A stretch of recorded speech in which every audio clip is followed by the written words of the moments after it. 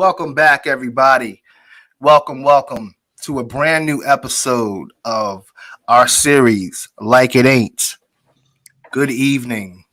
Good evening. Good evening. I am John Pelham, and I have with me this evening Nicole Drew. And Vic Benito. What's going on, people?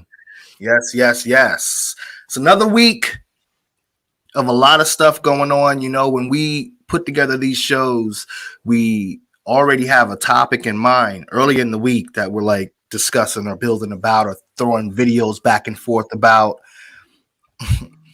And then stuff just keeps happening that involves our people, you know, that makes you just say, okay, well, we're talking about this now, you know, but we continue to keep speaking about the same narratives, unfortunately, you know, Mike Brown, it just keeps going. Trayvon, you know, now you have this young dude, what's his name? Dwayne Wright is his name? Dante Wright. Dante. Thank you. Dante Wright. It just keeps going. So, but we're going to start this evening with our main topic. We're going to fit in a little bit of a weekend review, and then we want to end on a good, fun high note. So, the topic for tonight is ethnic. This stuff really gets me here. Hey, Mom. Hey, good evening. Good evening. Good evening. Good evening to the mother. Yes, Sharon Drew is in the house. Both literally and figuratively. So anyway, okay. So we are going to get to tonight's topic, which is ethnic stereotypes. And first, we're going to break down ethnic stereotypes that Hollywood perpetrated against Black people, and then the ethnic stereotypes of Asians. And we'll talk about it. So we're going to play this video. We're going to play this. What's so funny? What you laughing about? Just that's all right. We'll talk about it on the other side. Okay. That was so grown. That was so grown the way she handled that. I'm sorry. Anyway. Okay. And so I would suggest for anyone watching, this is going to be a 5-minute video. So if there are certain things you want to comment, maybe take a little note, put little notations, you know, so that when we come back, we can discuss all of this together. All right. So let's run the first video. There's a long history of grotesque racist caricatures depicting Black people as childlike, animalistic, or lazy to justify slavery and the systemic mistreatment of Black people. Cops everywhere staring down the barrel of a gun at a Black man don't see a human being.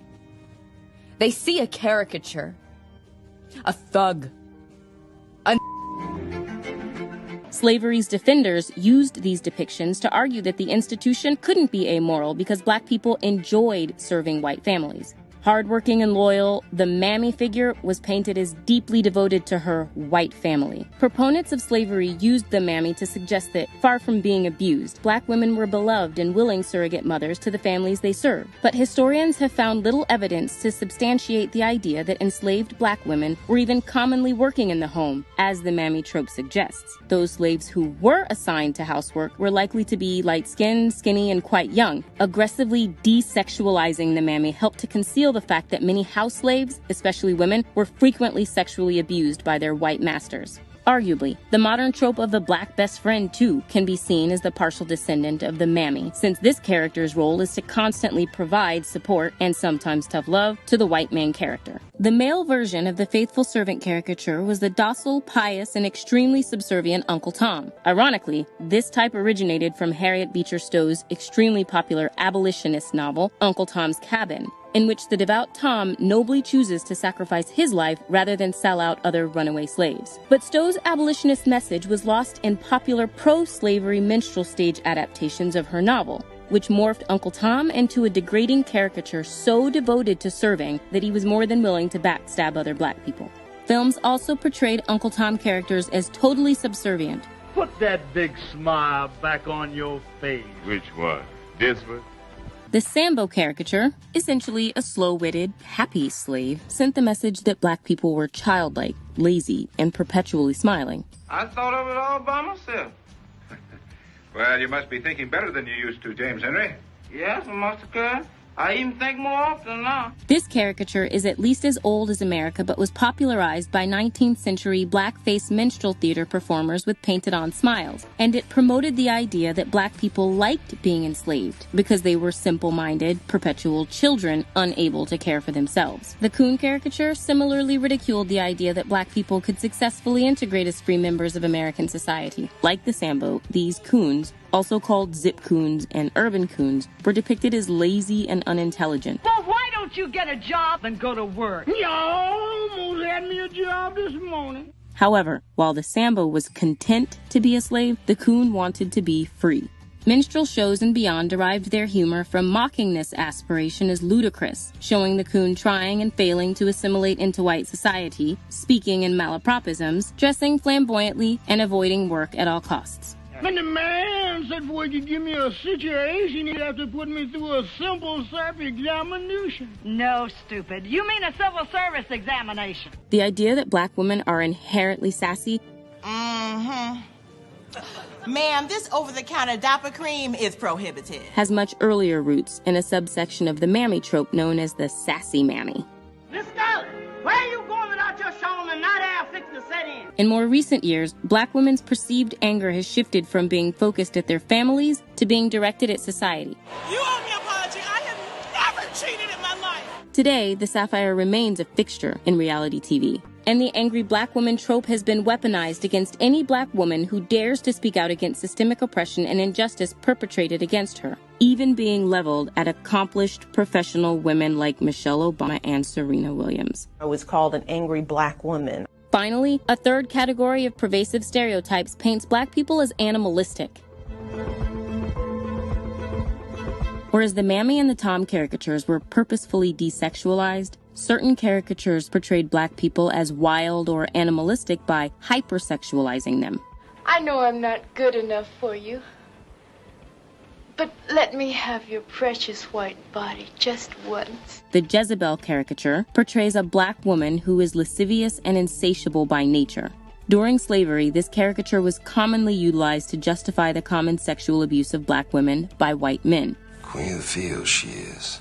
And to this day, black women face a double standard that judges them as being too sexual, even when they make the same clothing choices that are accepted for white women. For black men, hypersexualization took the shape of the aggressive, amoral buck or brute caricature, also known as the mandingo. Be my victim. To this day, it is not unusual for black male characters to be described as more virile. Anything is possible when your man smells like Old Spice and not a lady. Naturally strong or athletic. Going back to Birth of a Nation and 1933's King Kong, which can be read as a racist allegory about a black man stealing a white woman before she's rescued by heroic white men, movies have helped propagate the dangerous lie that hypersexual black men are a danger to white women. This myth has had devastating real-world consequences. Yeah. Any initial thoughts? Vic? Nicole, I'll give this one to Nicole first. Well, can you hear me okay? Yes. We can hear you. Still trying to get those buds working. Well,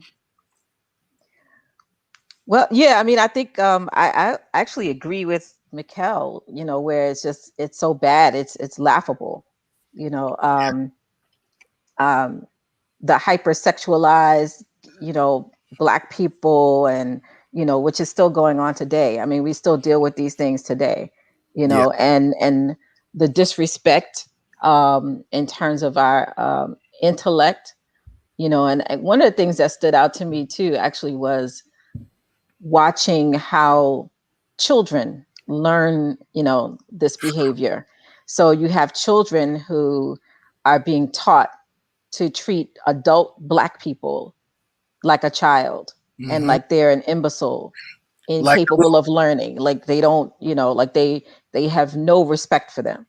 Right. So, and you get that now, you know, and then they grow up to be adults to, you know, then teach their children the same. I was going to call names, but I mean, just, we'll wait for the conviction.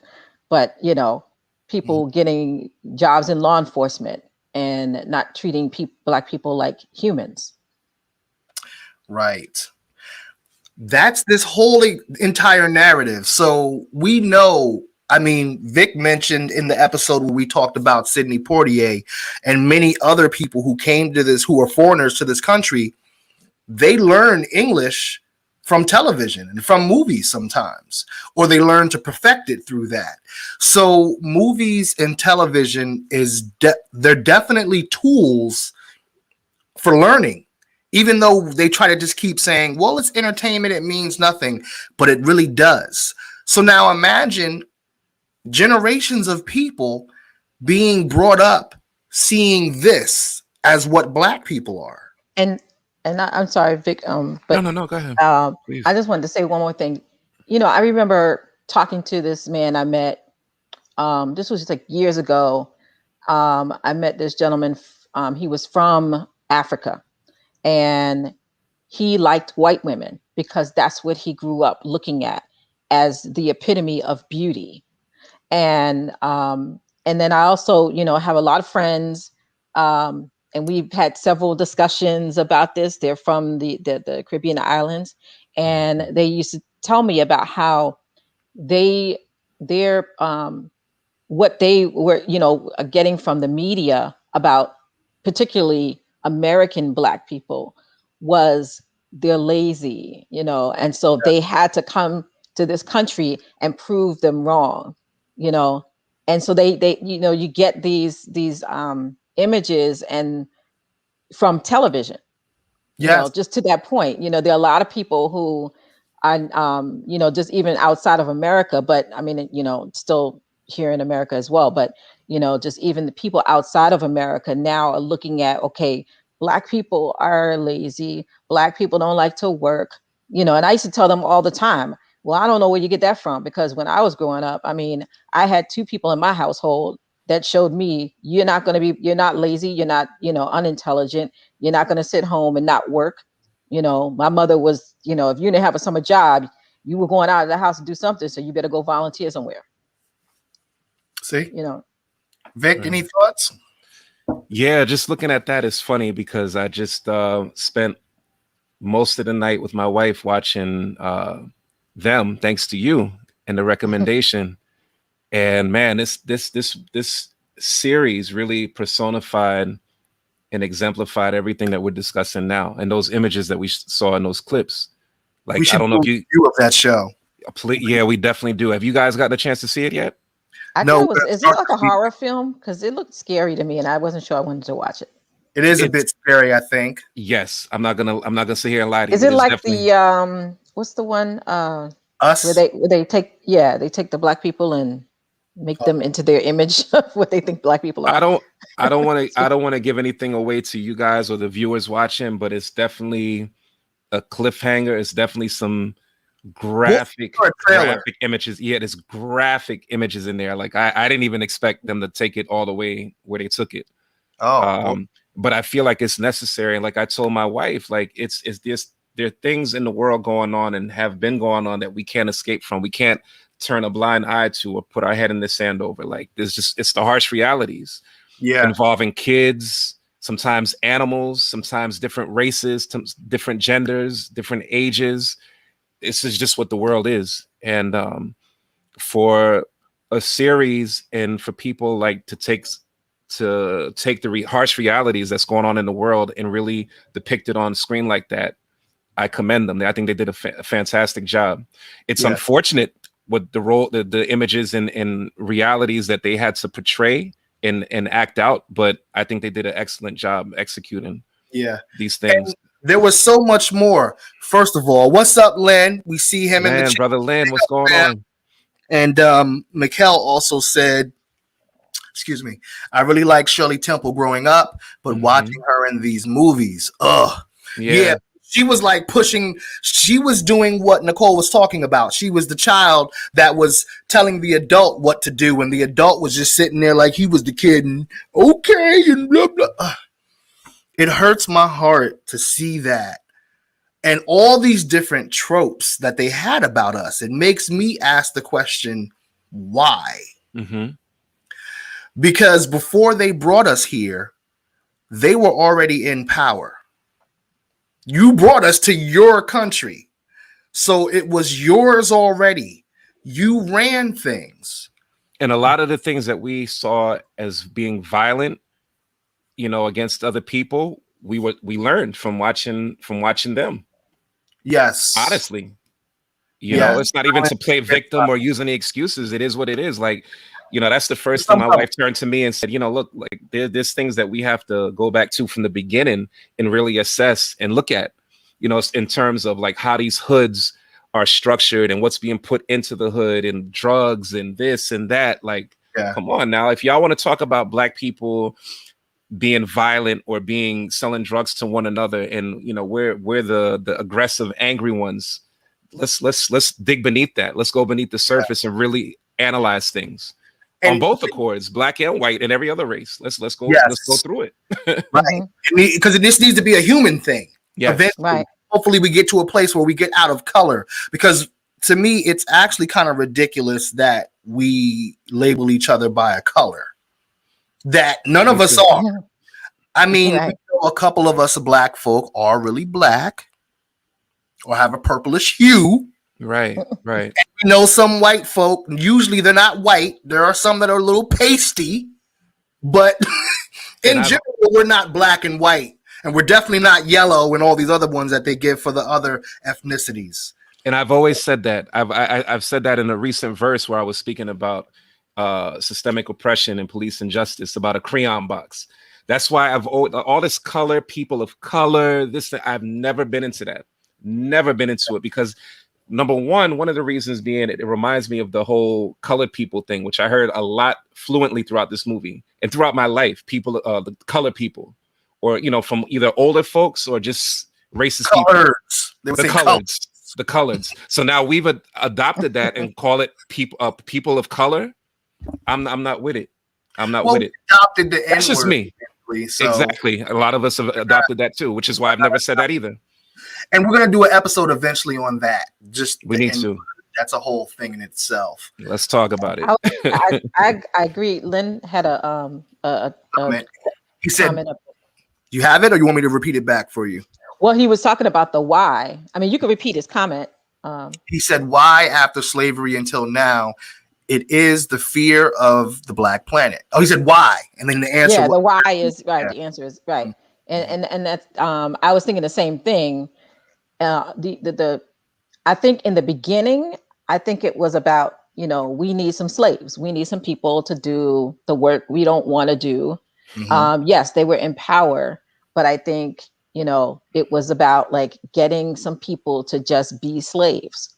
And it is about this caste system. I mean, even in Africa, before we were taken and brought over to a different land, there was a caste system there as well. There were African kings who had their people who were pretty much slaves to them, So I think now, though, right now, the why is definitely about fear of the Black planet, because I think they see how we excel no matter what we get into. And it was so funny because how we sort of take over a lot of the different sports and stuff like that, or whatever it is. And I remember I got some free tickets to go to the garden. The lacrosse. I was with a friend of mine. She had some free tickets to go to this lacrosse game. And we were like, lacrosse, okay, but we just went not expecting to see any Black people. We got there and it was one Black player, and we were like rooting for him just because he was Black. Because we were like, whoa. And then we realized there's a whole Black lacrosse players association. There are Black lacrosse players across the nation. So and he was holding his own. I mean, and so I think, you look at golf, basketball, football, whatever, ballet, even with our, larger bottoms and different shaped bodies and everything. I mean, they thought that was going to stop us. And then we have, Misty Copeland, who, and others, Alvin Ailey dance troupe and others. Yes. Remember Dominique Dawes? Right. MD. So we come in and take over. And then even in business, we have a lot of people who are unafraid. And I mean, that's what kills me right now. It's like, do you really think we're going to go back? No, we're not. Right. I'm trying to understand what people are thinking right now. Like, do you really think Black people are trying to go back? Yeah, right. But the fear, you're absolutely right when you spoke to why they fear and why they fear now. But I also think what part of that fear is also is the conditioning.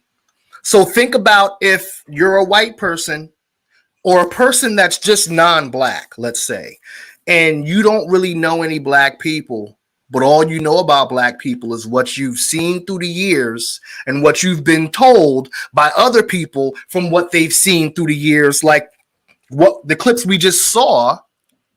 They literally fear us because Hollywood made sure to make us seem lazy, but they also made sure to make sure we seem dangerous, menace to society, which is so crazy because it's like they tried to make us look like menaces in films, but it's white people playing them.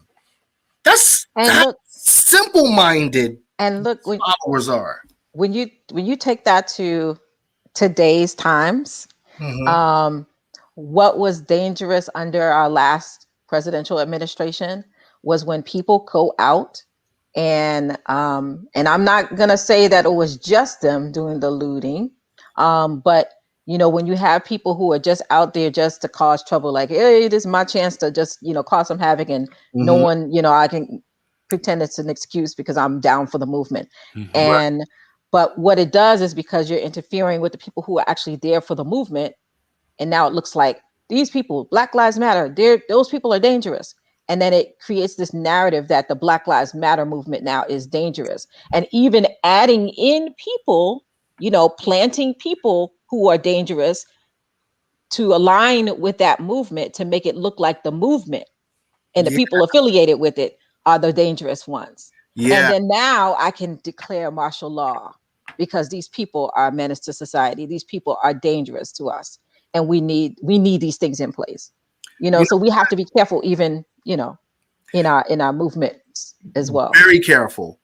Vic, I want both of you to interject. You just said something that made me think. So, how whenever a Black person does something, in the back of our minds, we feel like we got to get this right and knock it out the park because we know that not only are we representing ourselves, but unfortunately, we're going to be a representation of Black people, period, in this circumstance, because they don't view us individually. They view us, once one does it, it's like, oh.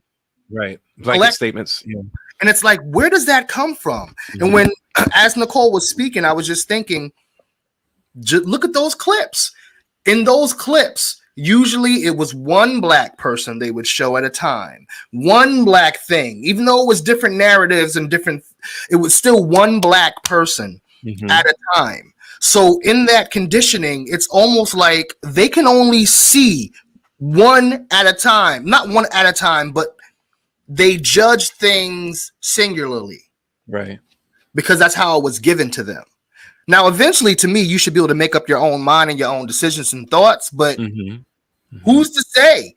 Some can, some aren't mentally strong enough to get to that place where they can shed the things they were taught and get to what feels right. Right.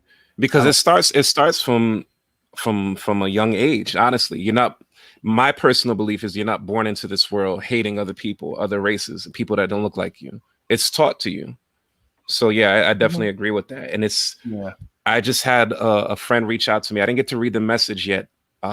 This older white lady, very beautiful person, who's been in dispute with her family members about the whole Black Lives Matter movement and her cause and her support for the movement. Sorry to interrupt.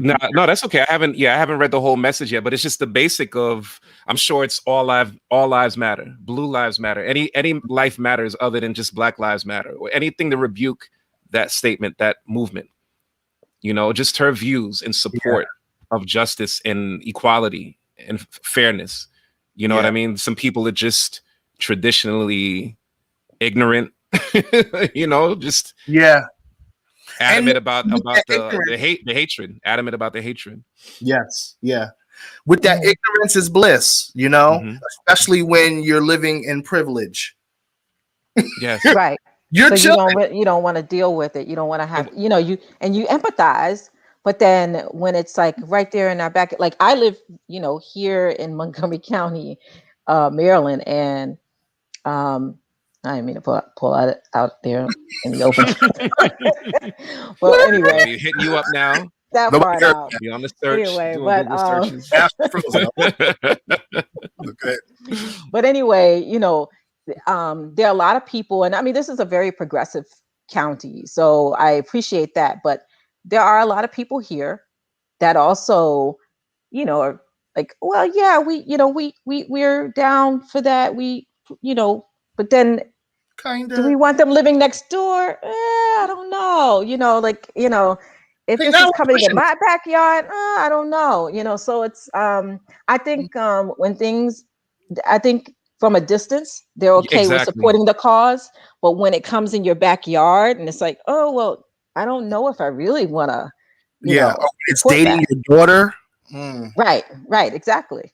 And that there becomes the difference between not being a racist and anti-racist. Anti-racism is when you're actually more active and, outspoken about fighting against these injustices and, So yeah. But let me just say there were a lot. I was very, very proud though, seeing when there were a lot of the during the George Floyd movement, I think but right. I think during that time there were a lot of people, who were not Black who came out. I was really, really proud to see this. When we talk about stereotypes, they look like the stereotypical white family from the suburbs. Mm-hmm. And I'm sure they were. I was, in a particular part of town that was just like, you used to seeing certain people. And it was like, daughter, son, and a mother and dad, and they had their signs. I mean, I was just like, look at y'all, go ahead, y'all. I mean, because they even made signs. The fact that they even took the time to make signs, Black Lives Matter. And I was like, this is so nice, so I think it was. So I will say that about them as well. And yes, the views expressed here are my own and none, not of any others. Right. And we in the chats, Ill Equation said that's why I'm in the process of getting my gun permit, which I understand. I was somebody who was always against that. I understood others, but I'm like, I wasn't for it. But as the times grow, or for a gun permit, for the times grow, as times grow, I'm starting to feel a little differently. Not saying that I'm just like, oh, well, it's time to get that pistol, but I'm just saying I understand it a lot more, especially now. Yeah, from a protection perspective, most definitely. I mean, I'm not getting it for nothing else. I'm not, Yeah, exactly. That's what I'm saying. It's not so right. It's not so black or white or cut and dry. It's usually either handled one way or the other way. Yeah, you know what I mean. So it's that's why I've always felt like it's been good, like for free choice, pretty much. If you decide to carry legally or not, Yeah. Well, you just gotta use it responsibly, though. That's what I mean. Exactly. Of course. But Vic, when you said people aren't born hating, that's such a real, true point. In that moment, I'm not gonna lie, it made me think for a second, like, what if there was a baby that was just born hating? Like, what would that baby look like? Like, remember the Nerf balls that used to have the mad faces on them? Of course. It would be like one of those. Looking at the mama, it slaps the doctor, it throws up mama. I hate all y'all. Wah! Sorry. Nah, but it's true when you think about it and you watch a child's body language, facial expressions, and their behavior in general. It's things that they normally pick up on and they observe from their surroundings, their parents. You know what I mean? So it's clear to me, at least in my opinion, where the hatred develops and comes from at an early age. It's learned behavior. Yeah. All of it is learned. And it's just, it brings me back to the question of why. Like, we should sit back as Black people and feel and think to ourselves, yo, we are really dope. We are really powerful. Absolutely. Because look at all the things they have pitted against us. Let's get past slavery. They did slavery because they wanted the free labor and they wanted to build up their country for free. Okay. But past that, the clips what we just saw about Black people and how they portrayed them in Hollywood, the injustices to us in the justice system, police brutality, all these things that are against us. Why? Because it's not focused that same way you would think on other ethnicities the same. But so why? Why is all of that, and why was all of that energy put into trying to put us in a place? Why? I think part of it too, it's a good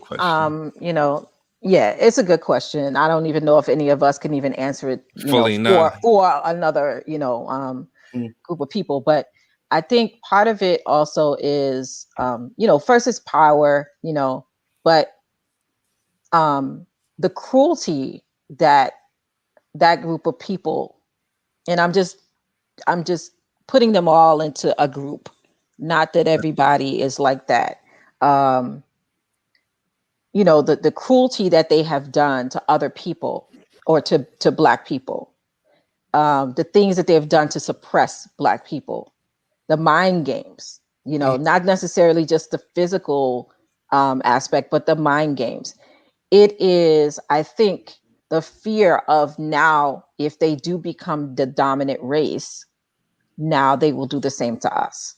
It's like that person, it's like the boyfriend that's always accusing you of cheating because they're cheating.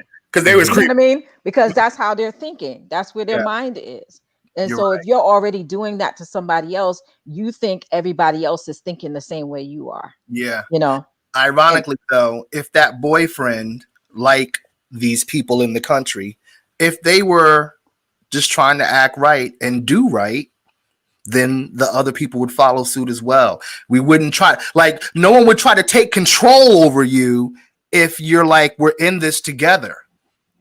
If you bring somebody to your house and you say, take off your shoes, here's some, you feed them, you give them something to drink, you're hanging out, you're chilling, they shouldn't have reason or a feeling to rob you because you've welcomed them into your home openly. They're like, if anything, they're going to feel like family. Mm-hmm. So why was that not the mind state? Instead, the mindset is, oh, we got to control them before they control us. That shows you where they were at. Mm-hmm. Right. It's just I think it's beyond rationale at this point, honestly. I don't think there's any way to wrap your head around it and say, oh, well, this is just to explain to them, this is wrong. This is just wrong. Why do you treat me this way? They don't care. You know what I mean? To sit here and try to rationalize irrational behavior and racism is just far beyond us at this point. You're right. There's no deep science behind it. It's just wrong. Right. It's ignorant. It's control. It's power. It's authoritative. It's control. Bullying. Exactly. All the above. What's the I forget. What is his name? The military guy who was bullying the young Black man, just walking around in the neighborhood where he lived, and he's telling him he needs to get out and pushing him and everything. I mean, but because I need to hear that whole story. I need to hear that whole story though. Man, that's when I saw started on this video footage, and from what they were saying, what some people were saying online was the young brother, and this was in South Carolina. The young brother got into some type of argument with some woman or some young lady who was supposedly lived there in the community. Mm-hmm. Yeah, and this gentleman stepped in. If that's what happened, I'm not totally mad at that, because if they were the same race, would this even be an issue the same way? No. And I agree. I was trying to understand what happened before the video footage we keep seeing, because I did hear that there was, they mentioned it. The wife who was filming mentioned it, that there was somebody he was arguing with someone, and however, if the guy says he lives in the neighborhood, from what I saw, the guy is saying he lives in the neighborhood. And, he's like, okay, well, let me go on about my way. And he was like, no, you need to go this way. And, that's the way you need to go. Well, if that's not the way he wants to go, if he wants to move on about his business, because I don't see, we didn't see the person he allegedly was arguing with anywhere around in that video. So at that point, the argument's over. So you go on about your business and let me go on about my business. And instead, he's standing there bullying him, yelling in his face like he's on one of those little army shows, military shows. Right. Hey, get on about that. And I'll be in your, just all up in his face and everything, like he's some drill sergeant, and then even pushes him, and so. And that I think that to me is where, he's like, and if, I'll remove you, I'll do what I have to do. And, basically like he's going to lay hands on this young man. Yeah. And to me, I thought that encounter when he was trying to walk away and, the guy just kept following him and bullying him, to me, I just felt like that was uncalled for. Look, he got arrested. I don't mean to break, but didn't it sound to me just now? It sounded like Nicole's about to call that young N-word. She's about to call him. No. I wasn't, but he probably was going there with him. That's what he was considered, though. But I didn't see the video footage where he was telling him which direction to go. I did see him push him. So to me, that's where you go to. Well, there's different clips. Let me tell you something. I can send them to you, but there are different clips that I saw that had more of, the one I sent to you was just a truncated version. Gotcha. And then I've seen a couple of them that were a little bit more footage. What I do love, though, is that when something happens, our people are like gathering and saying, hold up, we're not having this. Right. Right. Right. But Vic sent me a video of a dude I disagreed with most everything he said, but there was one thing that he did mention. Brandon Tatum. In case you may be watching, or this gets past your radar, because I got some things to say about that too. But I don't know if I think I shouldn't have let that dog off the leash just now. Too late. It's like too late. Rough. Here we go. I don't know that one. What was? Well, this dude is a clown, man. We're not even going to get into him necessarily. Let's just say he's like a Candace Parker. He's cut from that cloth. Okay. Candace Owens. Candace Owens. Mm-hmm. Candace Parker. Jesus, Christmas. Totally different person. So, but what he was mentioning was he was asking the question, why don't Black people get together on something when it comes to Black on Black crimes? But drugs being sold in the community. Y'all need to all be in front of the crack house and be like, this needs to stop. Right. Which I agree with. Or even the Asian hate. Asian hate. All right. We might as well go there. Now that you segue. Okay. Because the Black. Well, I do agree, but people speaking up about the Black on Black crimes as well. Yeah. And the things going on in our communities, Yes, I agree. But see, it's not as simple as that. As you know, it's not as simple as us just formulating in front of this crack house or like this crack dealer is the villain, even though in a way they are, but we know that a lot of our people have been put in some really, really dire circumstances that put them in these positions in life. They've conditioned us and done things to put us, more of us than not, in these type of positions. Some of us that aren't in these positions in life, we've had to fight to do that, or our parents did. My parents fought so that I didn't have to fight that fight, or that same fight of, do I have to sell crack to get by? Thankfully, you know. Anyway, I'm sorry. I'm just, I get excited sometimes when I'm talking about our people. Thank you for not selling crack. Thank you. Because if I sold crack, I wouldn't have met Mikkel, first of all. I don't think into a crack dealer type of thing. The thing, I wanted to go back to that incident with the the young gentleman and the sergeant, right? Mm-hmm. I think there's different versions floating around. I think what really ruffled a lot of people's feathers was we're in a time where racial tension is at its highest, honestly, with everything going on with the George Floyd case, everything that happened last year. So it's still fresh on people's minds. So people are automatically going to go to the defense, and to me, justifiably so. You're seeing this young man, and they talk about like just being cooperative, not resisting arrest or being aggressive. Well, to me, from what I saw in this video, this young man wasn't being aggressive at all. He was walking along, speaking very moderately, very respectfully. He kept his hands to himself. His body language was calm, and this dude was completely intimidating, aggressive, bullying, getting loud and abrasive.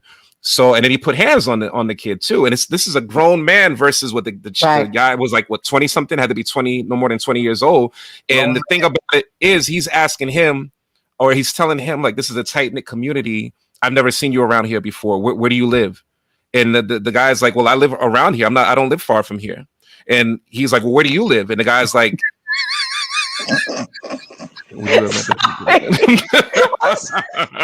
sorry. So Steve just said in the comments, when I said I wouldn't, because Mikkel wouldn't have been into crack dealers, he said you would have met Big Mike in a cell and not Mikkel. And it rhymed. So he's giving us bars too. You're right. Wow. But yeah, and you know what the thing too, Vic? I mean, the guy was like a little scrawny kind of guy, in the I don't know if he was a sergeant or not. Yes. And whoever, I don't know what his rank was, but the man in the military, I mean, he was buff. Brolic. Yeah. So I mean, and then he's out there with no shoes on. So clearly he just felt like, I'm gonna come out here. He was bullying and intimidating. He was intimidating the guy. And the thing also I wanted to say was that he was the gentleman, the younger gentleman was asking him, where are you from? And him and his wife responded, it's none of your business. But they have every right to interrogate this dude, not pick up the phone and call the police, put hands and push the dude alongside. Yeah. They just felt it their right to do every and anything to intimidate him. It's entitlement. It's that privilege, and they call it. We live in this community. We basically we pay taxes, so we have the right to do every and anything to anybody who comes through. We consider not a part of our community, a part of us. Yeah, nah. Of course they do, Vic. That's just like the little girl that we watched, where the little girl's pushing the adult. What was her name? Shirley Temple. She's pushing the adult, treating him like it's a kid. Right. So if your parents are raised, or your grandparents, and then your parents, and then you're taught this same thing, this Shirley Temple mentality that you're seeing, where this young girl is pushing around adults. This is what we get. And it's not our fault, but I'm just saying this is the result, is what I mean. Big up to my dude, Omega Jones is in the house. Appreciate you tuning in, brother. Salute to you. He's actually out in MD as well. Well, he's back and forth in MD. And Lynn said they more caught than taught, meaning kids do what they see more than what they hear us say. Ill equation. I remember seeking. Go ahead, Nicole. What were you going to say? No, I was actually, he was talking about Jones Beach, the comment you were about to read. Yeah, I mean, go ahead. You can read the comment. But the first one says, I remember seeing X-Clan at Jones Beach, and they got mad because no one was chanting close the crack house. Yeah. Who was gonna chant that? And then he said, and y'all can yell, throw your guns in the air, but can't say close the crack house. Yeah. You know. Think about this again. So in the record industry, the record executives were these old white dudes. Or white people, period. Let's just say, whether they're white dudes or white women, they were white people. Adults, step back and look at this. Adults are getting these kids to put out these albums, and this is since the beginning of rap, about violence. And they're supporting it, they're making money off of it, and they're profiting off of all of that until the person either gets locked up or shot and killed. So where is, like, these are adults. So in every step, every phase of this, they don't have respect for us, whether it's for the adults, for children, for women. You see how the mammies were, how they made sure they were always overweight and black to hide the fact that in reality, the women who were brought into the house were the thin or slimmer, light-skinned women who they then raped routinely. If they're raping our communities to this day, there's no way in the world we wouldn't believe that they were raping our women back then. There was no one to police them. They were the police. It's sickening. It really is. To say the least, yeah. It's sickening. So before we go, we definitely wanted to at least begin to broach the same topic of ethnic stereotypes when it comes to Asians, because that's becoming a more prevalent topic in this time, as it should. Because if you think about it, it's the same with Asians. It's the same with any considered minority or foreigner to this country. And not even just in this time. It's been going on for years and centuries. That's been going on for years. But now in this time, the conversation of it is starting to happen. Well, it was funny. Chris Rock had a stand up, I think, when George W. Bush was in office, and trying to remember the name of it, but in the background he had the flag waving and everything. And one of the jokes he had in there, he was talking about, because it was like shortly after 9/11, I believe, and he was talking about, everybody is, the attacks were about towards the other Asians, not the chinky-eyed Asians, but more of like the East Indians and Muslims, that people who look like Muslims and everything, because we were told there were Muslims that attacked the Twin Towers. And so then his joke was about it always came back around to Black people, but he was like, right now it's, I'm butchering this joke, but anyway, I don't know if you guys remember it, but right now everybody's talking about these Muslims and people who look like N-words. I think he called them sand. I forgot how he, but anyway, the thing is that he was like, pretty soon, he was like, that train is never late, pretty soon it's going to come back around to Black people. But it was like, that was their time. Now it's Asians, because people put it out there that it's the China virus, so now it's their turn. I'm just gonna say this, and this might not be popular. Go ahead. Well, I was just gonna say, though, the thing is that even with that, Black people always still that racism always still comes back around to Black people. It does. And let me say this: what I think these other communities, because now the Asian community is speaking up more, and other communities will as well. Gay people they've been trying to speak up and be heard for a long time. But I wish they understood early on that the speaking up should have started with this Black plight. Because to me, for a long time, a lot of Asian people, especially older Asian people, older Latinos, they were not involved. They didn't want to be a part of because they weren't grouped together with black people. So they didn't want to have the stigma or what a white person might call the stink of blackness on them. So they stayed away from that. But the more we fight for this together, because right now Asians are saying, nah, we want all of y'all to fight with us. Well, guess what? We want the same thing. Because once we all do this together, we understand that regardless of your ethnicity, the plight is the plight. It may differ because of ethnicity, but it's still the plight. It's still a fight that we have to fight together. Agreed. And dig up to the Asians and other people of other ethnicities that have been with us all the way along, because they are out there. Well, I was going to say, I hope that people who, and Latinos had their turn when, because even though there were other people who were immigrants, the focus was on the Latino immigrants and Latino immigrants from a particular country as well. It's mostly Mexican, but, the Venezuelans and Cubans and, other Latinos got looped in there. But, but in any event, everybody has had their turn, but it'd be great.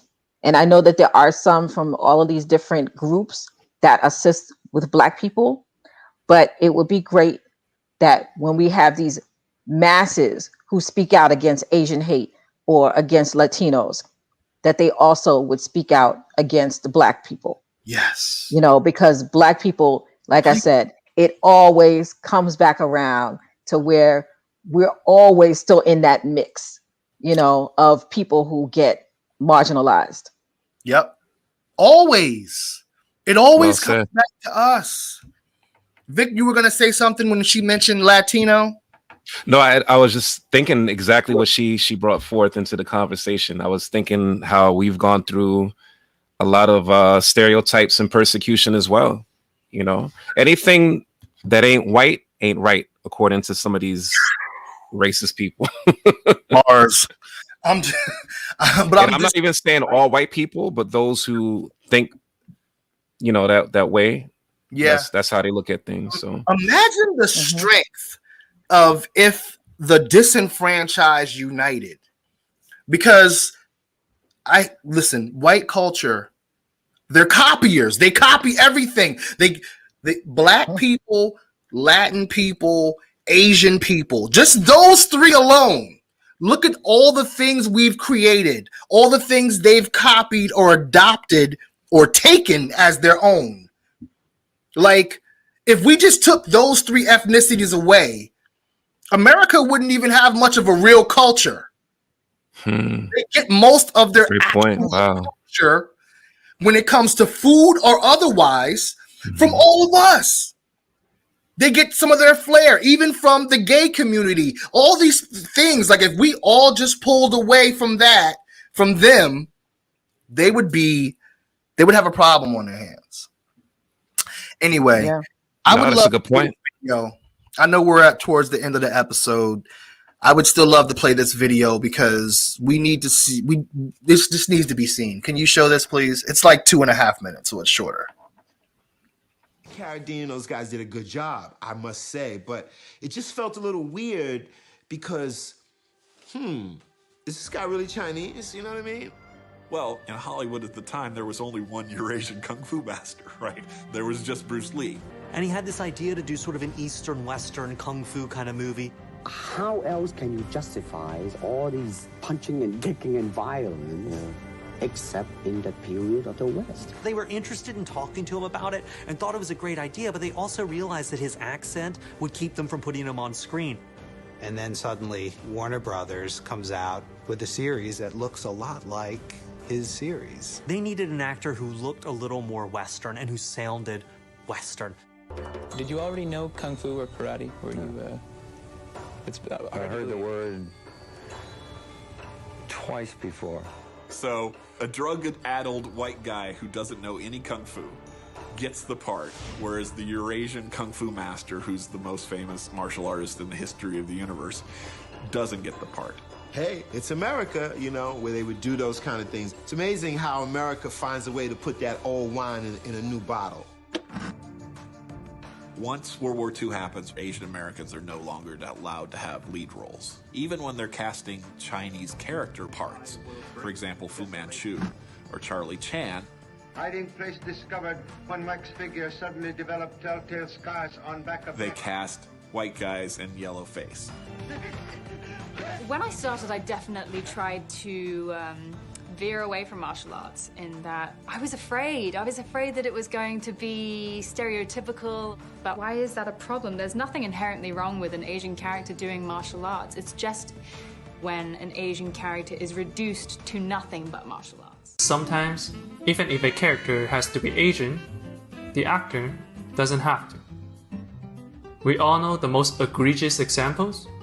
John Wayne as Genghis Khan, Christopher Lee as Fu Manchu, Mickey Rooney as the fucking Antichrist. Whitewashing continues to be a major problem in Hollywood, from Scarlett Johansson in Ghost in the Shell to Tilda Swinton in Doctor Strange. Chun-Li is one of the most famous Chinese lady in gaming history. She goes by no other name than her Chinese name. Even her in-game costume is a modified Chinese Cheng San. Her Chinese heritage is as much a defining feature as her kung fu kicks. So you can understand my disappointment when some executives took a look at Kristen Kirk and said, "Yeah, she looks Asian enough to me." The weird part is, the film shows Chun-Li as a child and she looked Chinese, but then she grew up and bam, she's half Chinese, half Dutch. Now, I understand the concept of adaptations, changing the characters and locations, localizing the film so that American audience can watch the film without the need to be a foreign cultural expert. Take Ringu and the Ring for example. The lead character, who's a single mother, acts very stoic and subdued in the Japanese film. She's the guardian of her son.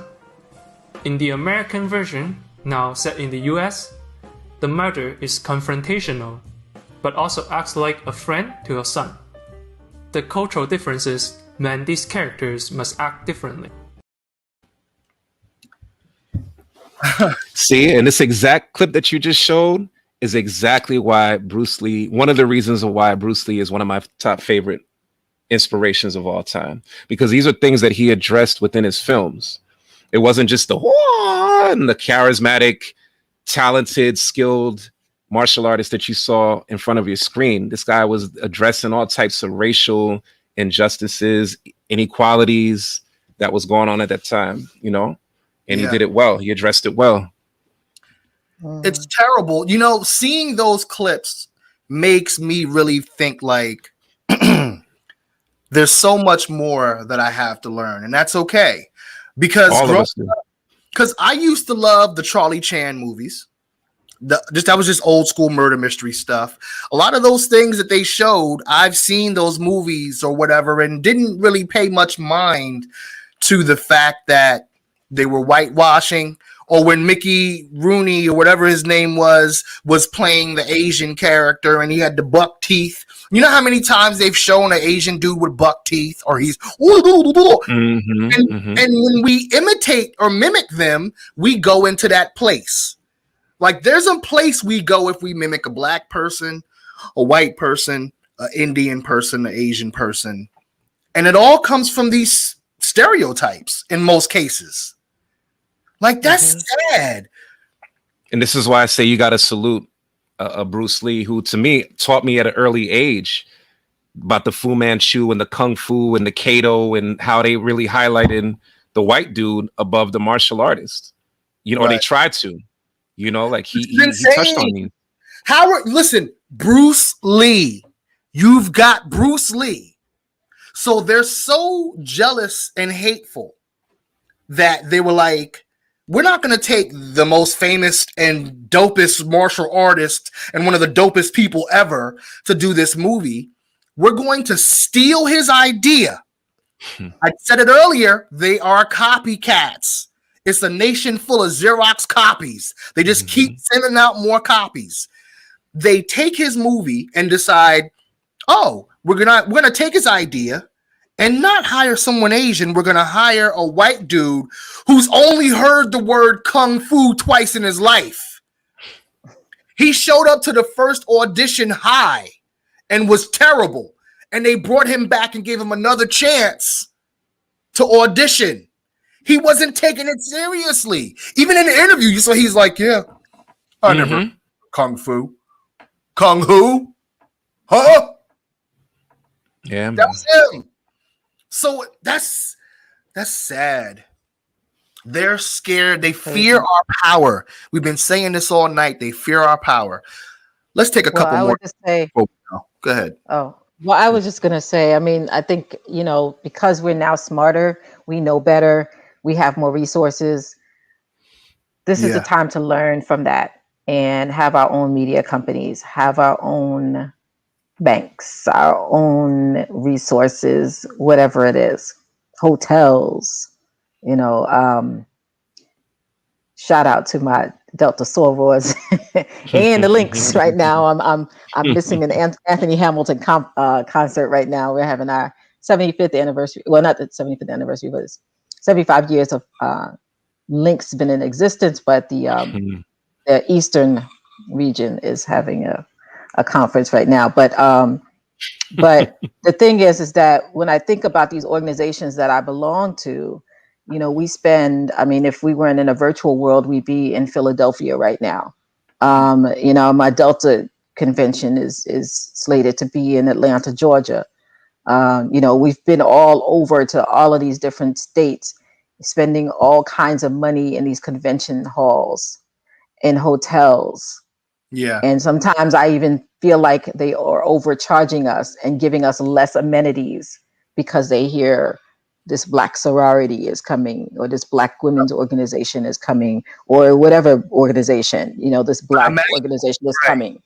And we can give them, right, exactly. If we own these things, if we owned our own convention centers, we owned our own hotels and stuff, you know, airlines, whatever.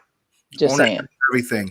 Like you see, Tyler Perry, shout out to Tyler Perry. Like when Houston passed and somebody else passed, he was like, oh, they announced that, oh, well, they're flying the body on Tyler Perry's plane. Right, his plane, right. These are the things we need. Or like Will Smith is in the middle of a film production right now in Atlanta. When he got wind of what was happening with the voter suppression, mainly because the MLB backed away from Georgia as well because of that. He's now back. He's now packed his bags and said, okay, we're not filming here in Atlanta anymore. Right.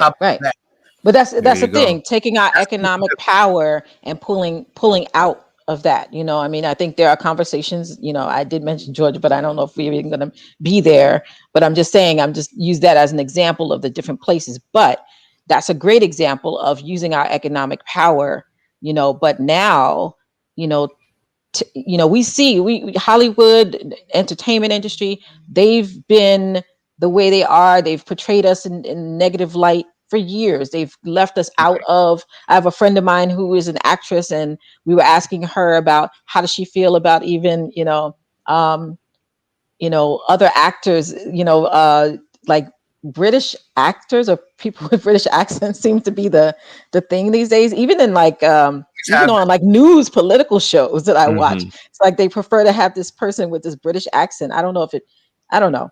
But anyway, as opposed to, Black actors and actresses who are right here, they would prefer to take another, some white person and make them Asian or make them, Black or whatever. Right. Yes. So now we have to just own our own, we have these great Black casting agents, we have resources to build our own entertainment companies. And we have to just take control of that. We have to support. That's why I appreciate you two.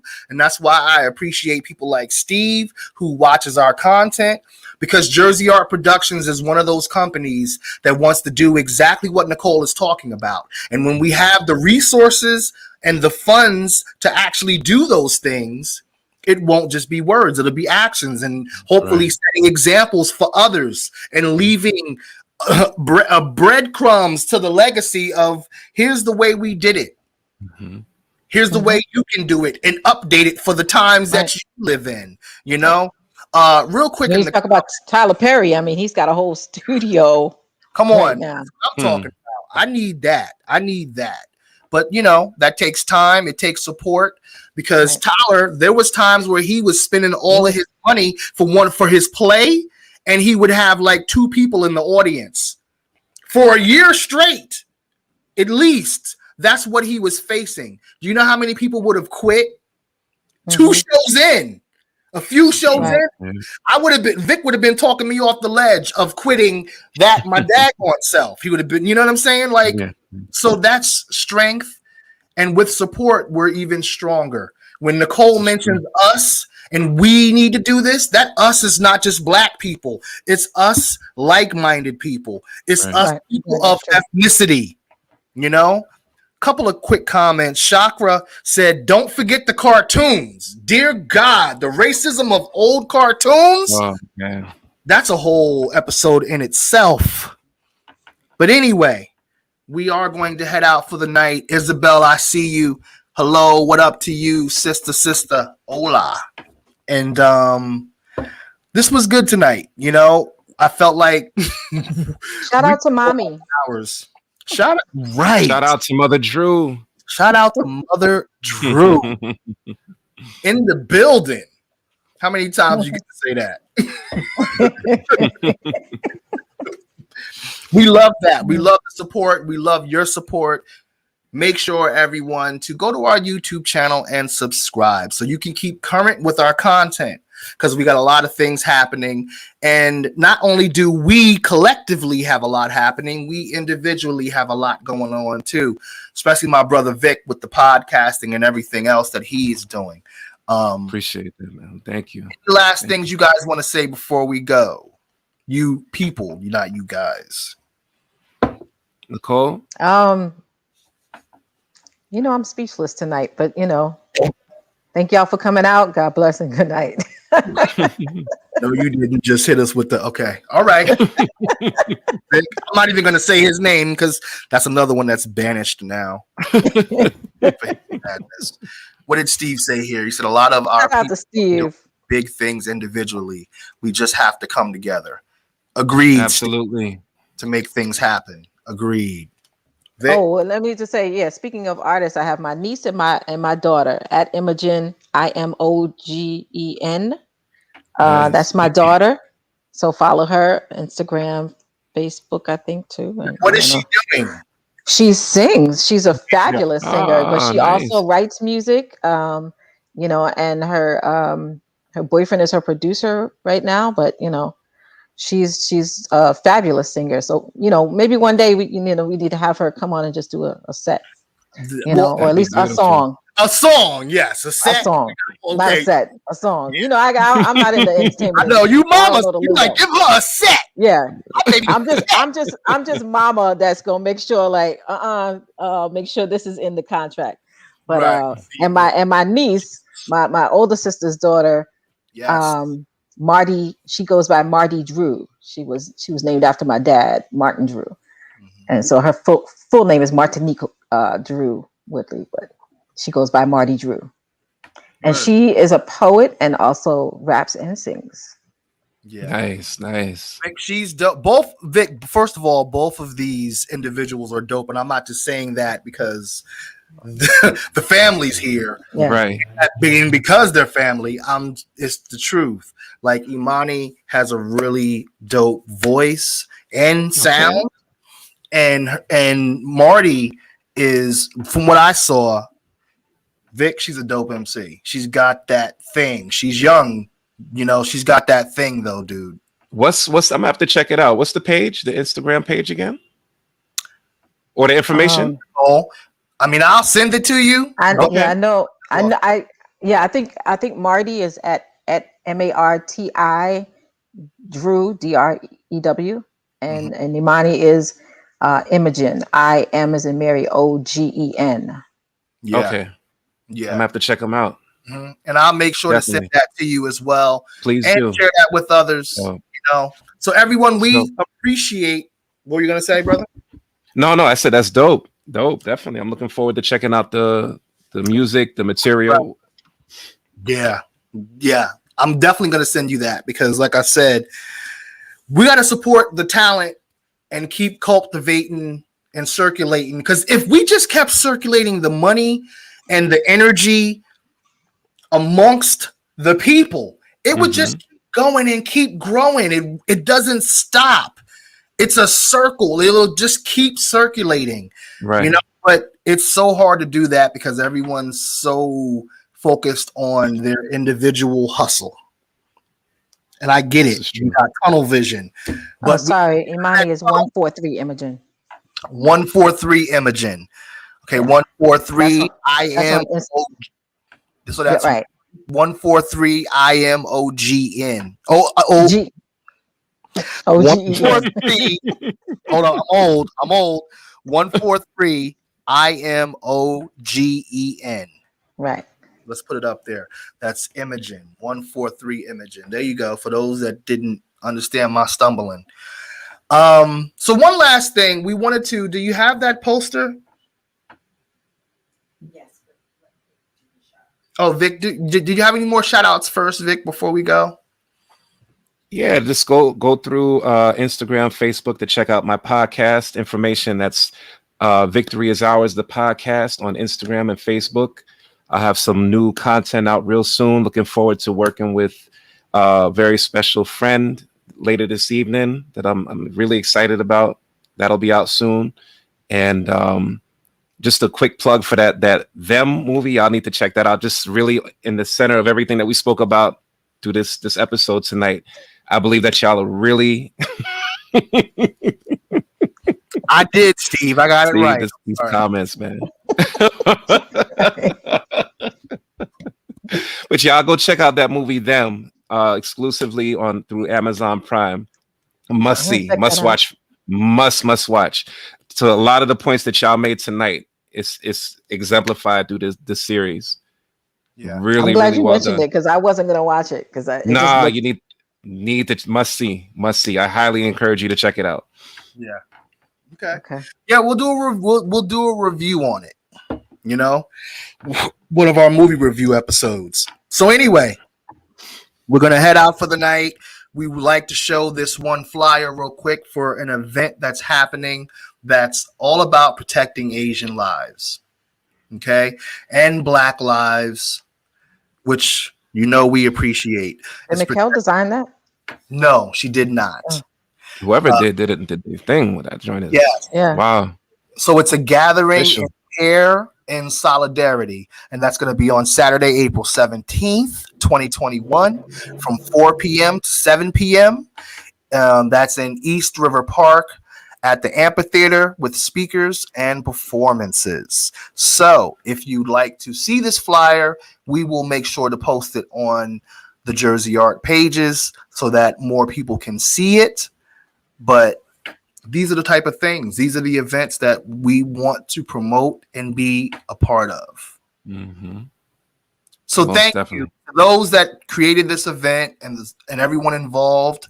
Thank you for not only saying Asian lives, but adding Black lives in here because you really didn't have to in that moment, nor would I have expected you to, because you got to speak for your plight. It's one at a time. That's like when we say Black lives and they yell all lives, and we're like, what the hell? It's the same here. That's like going to a daggone cancer walk and somebody's like, AIDS matters too. Just nincompoop out of here. Anyway, peace, love, grace. Good night, y'all. Good night. Stay safe, y'all. Blessings. Keep your TCB on deck. Because if your hair is short in the bed, TCB will make you happy. Good night. Oh, we're not leaving yet? We're not ending the broadcast. I don't see end broadcast over here, so I'm still live. Peace. We love you.